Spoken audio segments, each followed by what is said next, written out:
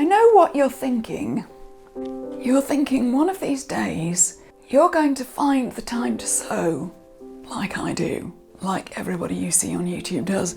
You're going to suddenly find the time, or make the time, or discover the time, or find it behind the sofa, the time to do your hobbies, the time to create something.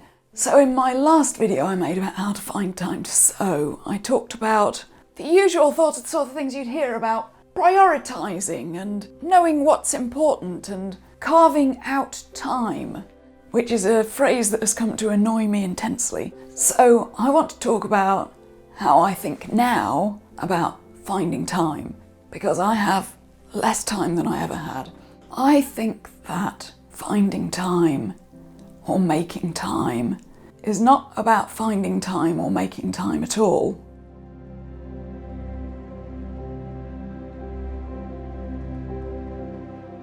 It's so hard to find the time, but we all know people who do it. And sometimes it's the busiest people who seem to find the time to do the things they want to do. So are they superhuman? Or do they know something we don't? Here's what I think they do differently. You can't find the time. You can't make more time. There are only 24 hours in a day. So if everybody's got no more than 24 hours in a day, how is one person able to do more sewing than another, especially if they seem to be busier than anybody? I think it's about meaning. It's not that one day you will get to the end of the to-do list and suddenly there will be time to sew. You need to change the meaning of why you're going to sew or why you're going to do your creative thing. And for that, I suppose I need to tell you why I sew. Because I think we know at this point that I'm not doing it in order to produce lots of finished garments.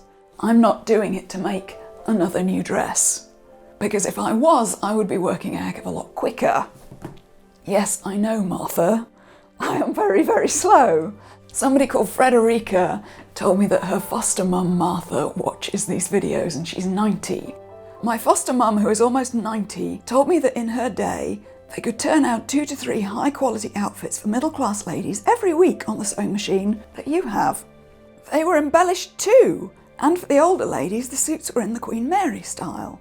My foster mum told me to tell you that she wouldn't hire you because you're slower than molasses. Naturally, I defended you, but my foster mum didn't let up and said she wanted to see that dress before the Lord took her. I'll do my best, Martha. But I agreed with her.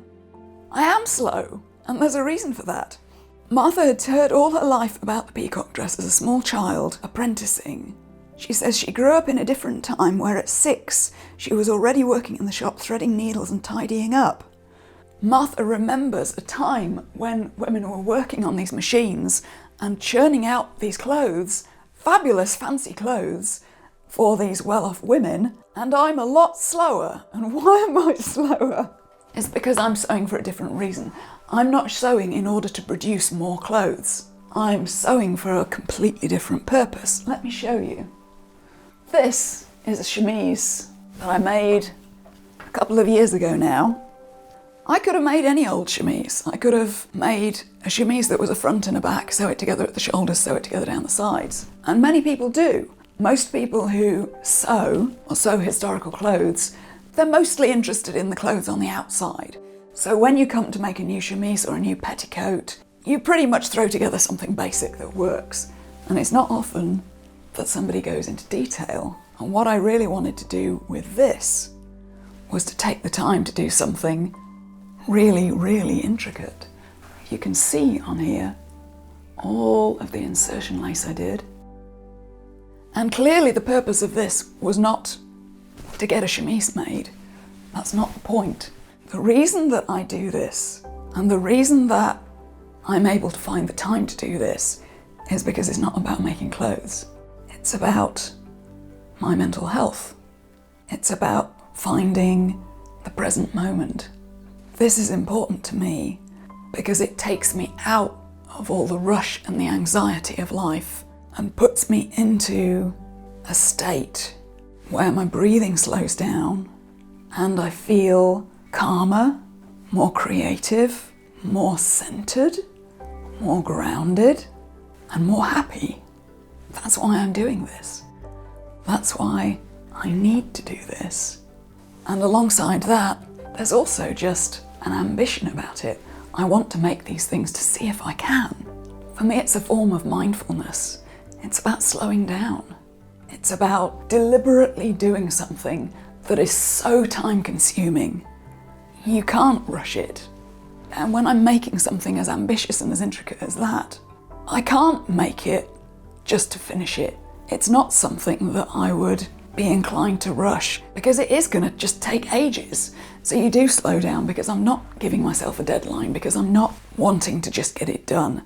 It has to be something that takes time. I think embroiderers probably understand this very well, because when you're taking on an intricate piece of embroidery, it's going to take you ages.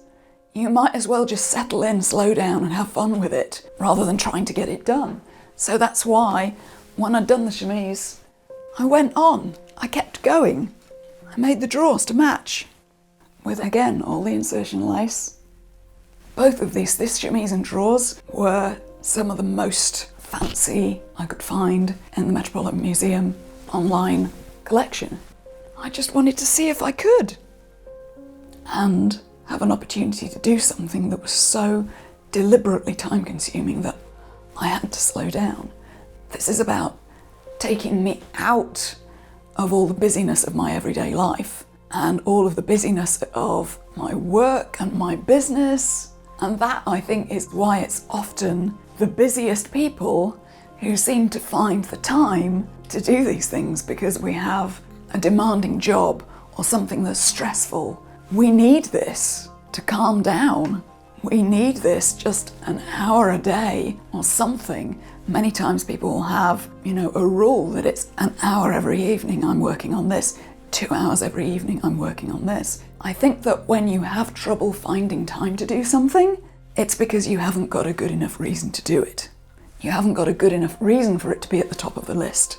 So if this is essential to your health, to your sanity, then you do it. If you've got a demanding job that takes a lot out of you, then you maybe are the person who's going to insist, no, I need this, I have to do this.